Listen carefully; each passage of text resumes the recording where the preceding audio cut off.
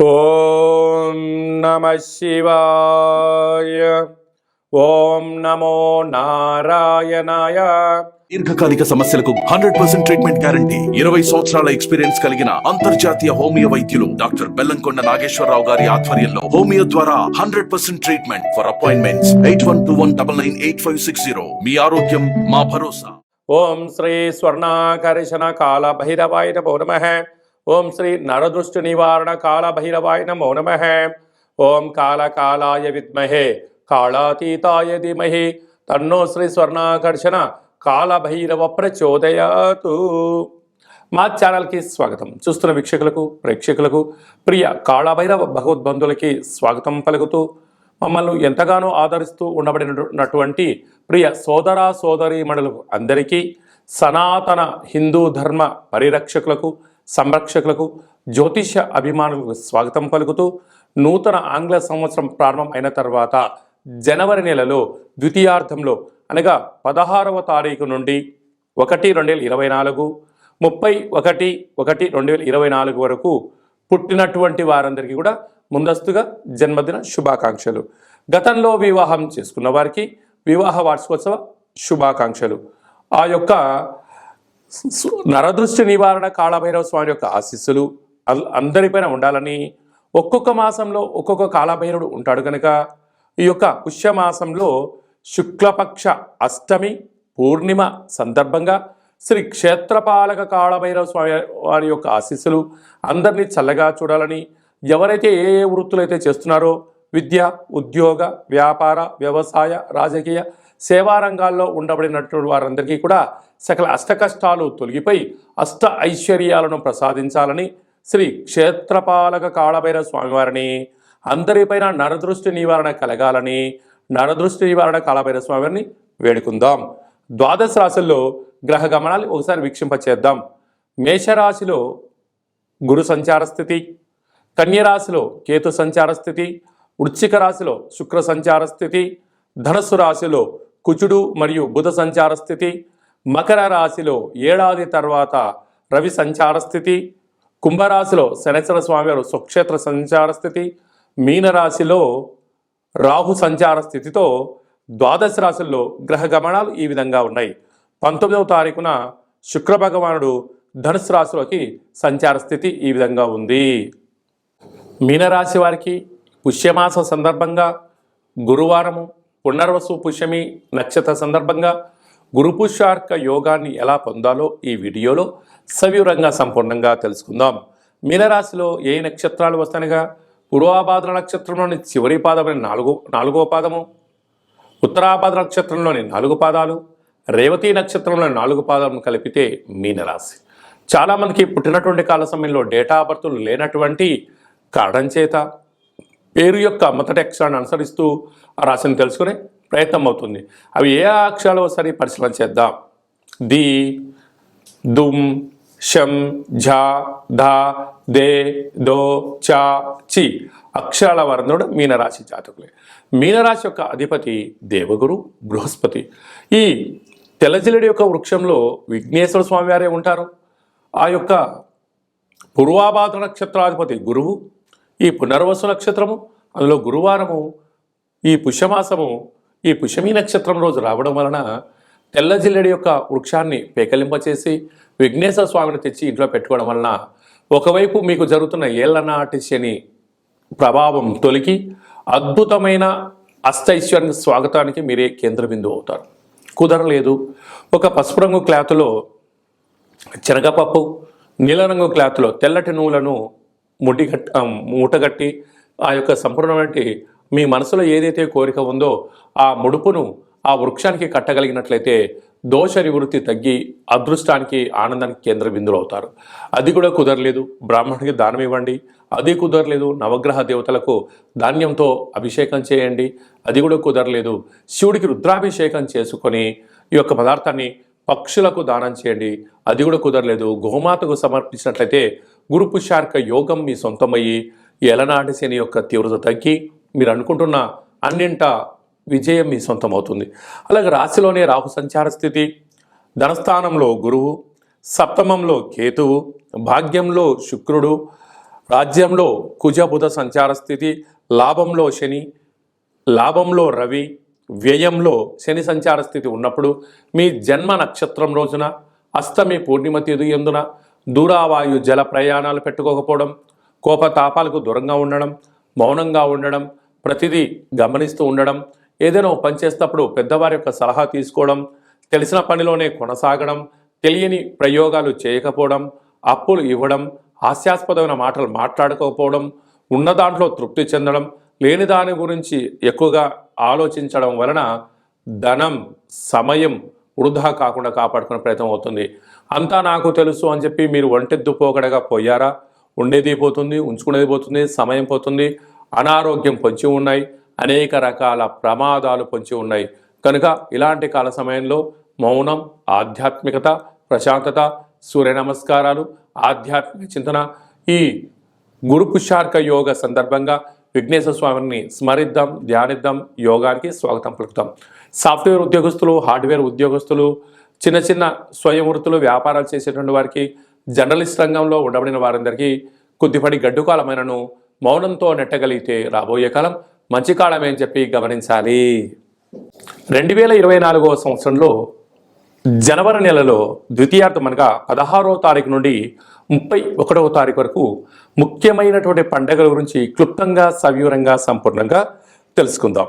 మనకు 18వ తారీఖున శుక్లపక్ష అష్టమి సందర్భంగా శ్రీ క్షేత్రపాలక కాళభైరవ స్వామివారిని, అలాగే 26వ తారీఖున పుష్యమాస పూర్ణిమ, పునర్వసు నక్షత్రము, పుష్యమీ నక్షత్రము రావడం వలన, గురువారం రోజు పుష్యమీ నక్షత్రం రావడం వలన గురు పుష్యార్క యోగము అంటారు. అర్కము అనగా తెల్ల జిల్లేడు యొక్క వృక్షము. కనుక ఆంగ్ల సంవత్సరంలో ప్రారంభ దశలో ద్వితీయార్థంలో ఉన్నాం కనుక మనమందరము కూడా తెల్ల జిల్లేడు వినాయకుడి దగ్గర, శ్వేతార్క గణపతి స్వామి దగ్గర దీపాన్ని వెలిగించడం వలన ఈ సంవత్సరం అంతా కూడా సకల అష్ట కష్టాలు తొలగిపోతాయని చెప్పి గమనించాలి.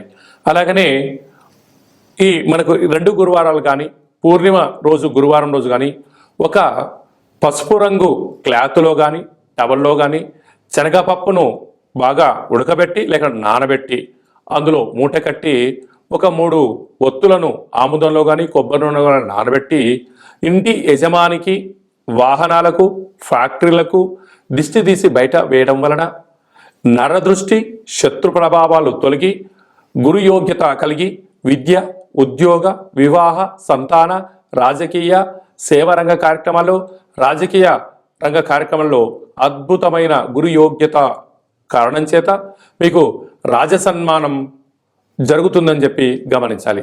మనం ఇంకను జనవరి నెలలో ద్వితీయార్థంలో అద్భుతమైన విజయాలు సాధించగలగాలి అన్నట్లయితే ఈ యొక్క పాత్ర కంచు పాత్ర, ఈ యొక్క పాత్రలో మనం 12 రాసులను అచ్చు వేయడం జరుగుతుంది.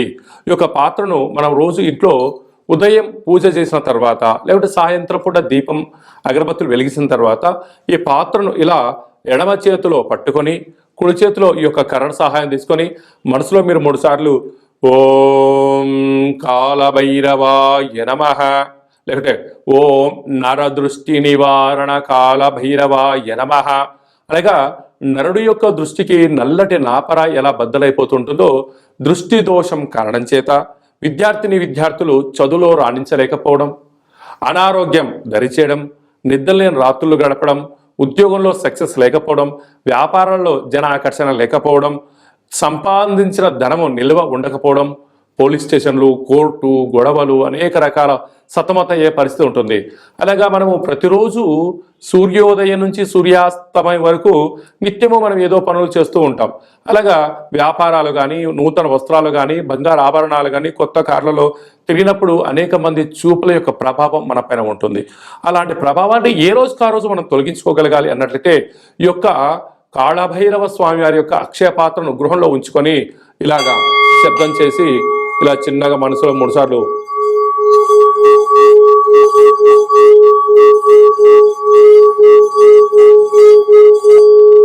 అలాగా ఓం నరదృష్టి నివారణ కాలభైరవాయ నమః అనేటువంటి మంత్రాన్ని 12 సార్లు ఉచ్చరింపజేయడం వల్ల ఈ యొక్క శబ్ద తరంగాల వలన మానవుని శరీరంలో ఉండబడినటువంటి మూలాధార, స్వధిష్టాన, మణిపూర్వక, విశుద్ధ, అనహత, ఆజ్ఞ చక్రాలు వికసింపచేసి దురదృష్టము దూరమైపోయి అదృష్టం మనకు కలుగుతుంది. అందుకే అపాయంలో గొడుగులాగా, అష్టైశ్వర్యాలలో మనకు అంబారీ వాహనంలాగా కాళభైరవ స్వామికి ఆశీస్సులు ఉంటాయని చెప్పి గమనించాలి. ఇంకను మన వ్యక్తిగత జాతకం తెలుసుకోవాలనుకుంటున్నారా? మీ యొక్క పేరు, పుట్టినటువంటి తేదీ, నెల, సంవత్సరం, సమయం రాసి మీరు వాట్సాప్లో పంపించగలిగినట్లయితే 100 సంవత్సరాల జాతకాన్ని రాసి పంపించి మీరు పుట్టినప్పుడు గ్రహ గమనాలు ఎలా ఉన్నాయి, ప్రస్తుతం ఎలా ఉండబోతున్నాయి, రాబోయే కాలంలో ఎలా ఉండబోతున్నాయో మీకు సవివరంగా సంపూర్ణంగా తెలియజేయడం జరుగుతుంది. అలాగే డేట్ ఆఫ్ బర్త్ లేనటువంటి వారికి మీ పేరు యొక్క మొదటి అక్షరాన్ని అనుసరిస్తూ హస్త సాముద్రికం ద్వారా, అనగా మీ యొక్క చేతి యొక్క రేఖలను పరిస్థితిని బట్టి గవ్వల ద్వారా కాళభైరవ స్వామి యొక్క ఉపాసన బలం చేత భూత, భవిష్యత్, వర్తమానాన్ని తెలియజేయడం జరుగుతుంది. అలాగనే మీ యొక్క అబ్బాయి కానీ అమ్మాయి కానీ పుట్టినప్పుడు చిన్నపిల్లలకు ఆధ్యాత్మికమైనటువంటి పేర్లు ఎలా పెట్టాలి, న్యూమరాలజీ ప్రకారంగా ఎలా పేరు పెట్టుకోవాలో మన యొక్క దేవాలయంలో మీకు సవివరంగా సంపూర్ణంగా తెలియజేయడం జరుగుతుంది. అలాగా మీ అబ్బాయి కానీ అమ్మాయి కానీ వివాహం కావడం లేదా, అయినటువంటి అవ్వడానికి ఎందుకు ఇలా ఆటంకాలు జరుగుతూ ఉంటుంది, అలాగా అమ్మాయి యొక్క జాతకంలో కానీ అబ్బాయి యొక్క జాతకంలో ఎలాంటి దోషాలు ఉన్నాయి, ఆ యొక్క అబ్బాయి అమ్మాయి యొక్క జాతకంలో వివాహానికి సంబంధించినటువంటి గణాలు గుణాలు సవివరంగా తెలియజేయడం జరుగుతుంది. అలాగే వివాహమైన దంపతులు తరచుగా గొడవ పడడం, అనేక రకాలుగా ఇబ్బంది పడడం, పోలీస్ స్టేషన్లో కోర్టు అని విడాకులు తీసుకునే పరిస్థితి ఉంటుంది. అలా కాకుండా ఈ కింది నెంబర్ మీరు సంప్రదించి అపాయింట్మెంట్ తీసుకొని సంప్రదించగలిగినట్లయితే మీ యొక్క పేర్లలో స్వల్పమైన మార్పులు చేసి శ్రీ పార్వతీ పరమేశ్వరుల యొక్క ఆశీస్సుల చేత మీరు సంపూర్ణంగా జీవన విధానాన్ని సవ్యంగా సాగడానికి అద్భుతమైన సలహాలు, సూచనలు మీకు ఇవ్వడం జరుగుతుంటుంది. అలాగనే చాలామందికి కాళభైరవ మంత్ర ఉపదేశం ఎలా చేయాలి, కాళభైరవ నామ జపాన్ని ఎలా చేయాలి, కలియుగ కాలంలో కాలాన్ని శాసింపజేసే శక్తి మనకి ఎలా ఉండగలగాలి, యంత్ర మంత్ర తంత్ర తాంత్రిక సాధన ఎలా చేయాలో మన యొక్క దేవాలయంలో చేయడం జరుగుతుంది. మన యొక్క దేవాలయంలో ప్రతి నెలలో 4 మంగళవారాలు, 4 శనివారాలు, శుద్ధాష్టమి, పూర్ణిమ, బహుళాష్టమి, అమావాస్య తిథుల యందున కూష్మాండ దీపాన్ని వెలిగింపచేయడం, కాళభైరవ స్వామికి విశేష అభిషేక కార్యక్రమాలు చేయడం, ఒక్కొక్క నెలలో ఒక్కొక్క కాళభైరవ స్వామి వారు ఉంటారు కనుక ఆ కాళభైరవ స్వామి వారికి హోమ కార్యక్రమాన్ని చేయించడం. అలాగనే మనకు ఏలనాటి శని ఉన్నా, అష్టమస్థాన శని ఉన్నా, అర్ధాశ్రమ శని ఉన్నా, గ్రహ సంచార స్థితిలో శని సంచార స్థితి, సూక్ష్మ సంచార స్థితి, నవగ్రహాల్లో రవి, చంద్ర, కుజ, బుధ, గురు, శుక్ర, రాహుకేతు సంచార స్థితిలో ఉన్నప్పుడు మనం అనేక రకాలుగా స్వల్పమైనటువంటి ఇబ్బందులు పడుతూ ఉంటాం.